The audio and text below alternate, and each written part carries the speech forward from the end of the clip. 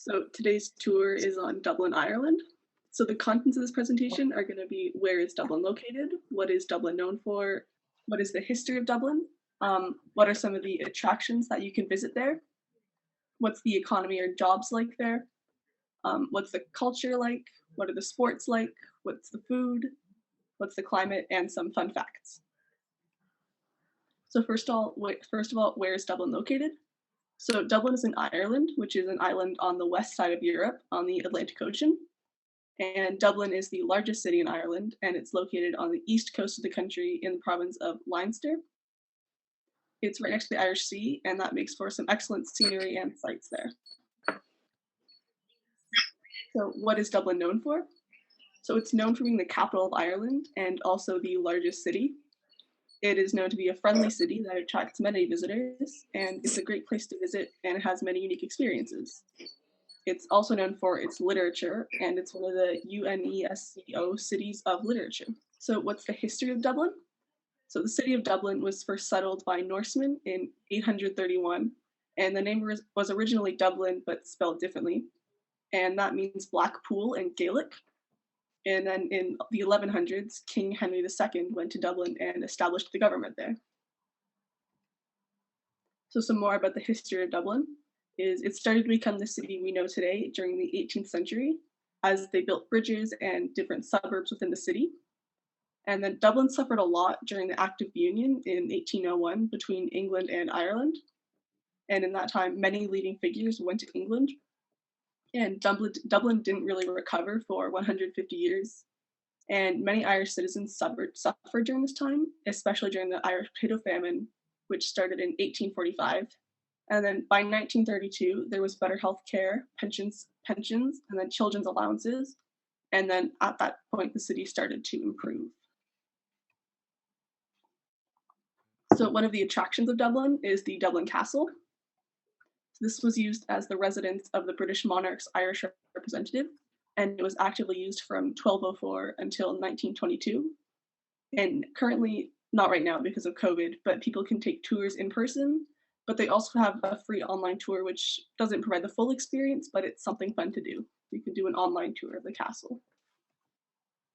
Next is Trinity College, which is Ireland's highest ranked university and is home to the Book of Kells.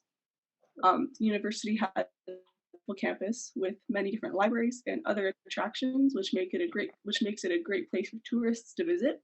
And it was founded in 1592, which makes it a great place to visit if you want to see old Irish architecture.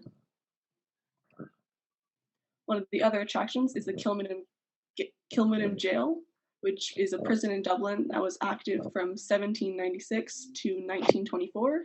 So many of the prisons were held and even executed there, but now it is used for tourism. They offer tours in person and some free online tours for anyone who's interested in learning about the history and hearing some stories. But some of the stories told can be a bit gruesome, so it might not be the best attraction for everybody to visit. And there's the Abbey Theatre, and this was established in 1904 and is still used today. There are many plays shown at the Abbey Theatre, and they are also planning on redesigning the theatre in the near future.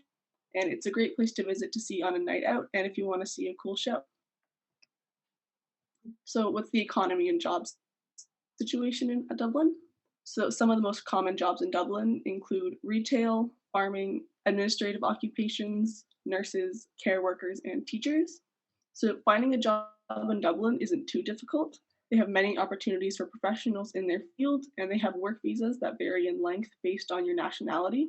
However, Dublin is the 11th most expensive city in Europe to live in, so it can be difficult at times to live there. So what's the culture like in Dublin? So overall, music in Ireland is very important and a big part of their culture. And traditional Irish music is still played today, and different versions of it have been created, such as Irish folk music and Irish rock music. And Irish dancing is also a big part of their culture and has become popular in other places too, with the creation of river dance. So the sports in Dublin. Ireland is home to many unique sports, along with some well-known ones. So the most popular sports include soccer or football, rugby, and Gaelic football. And along with Gaelic football, they have another unique sport called hurling. And Gaelic football is basically a cross between soccer or football and rugby, while hurling is basically a cross between lacrosse and field hockey. So it's kind of like field hockey in the air. And both of these Gaelic sports are regulated by the Gaelic Athletic Association, which was founded in 1884 in an attempt to revive Irish sports. And now there are several 100,000 players across Ireland. So, what's the food like in Ireland? Ireland has lots of different foods that aren't has lots of different food that isn't found in many other places, and Dublin is known for their Irish food.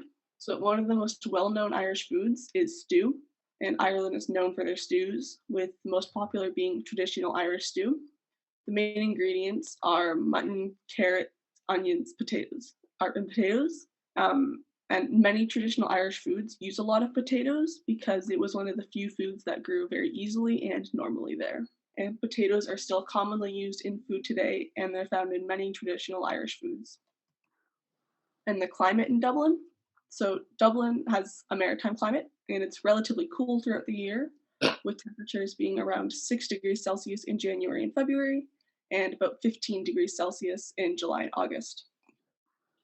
And they get approximately 750 milliliters of precipitation per year, and it can get windy in the winter months. Now, some fun facts about Dublin. So, Phoenix Park in Dublin is the largest enclosed park in Europe, and the population of Dublin was 1.42 million as of April 2020, and it's continuing to increase.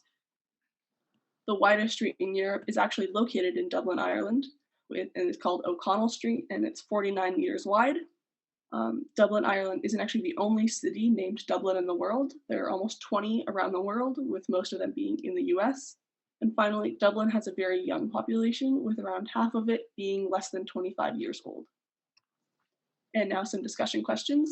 So, have you ever been to Dublin before? But if not, would you want to travel there? Which attraction would you want to visit the most? And do you know of anyone famous from Dublin?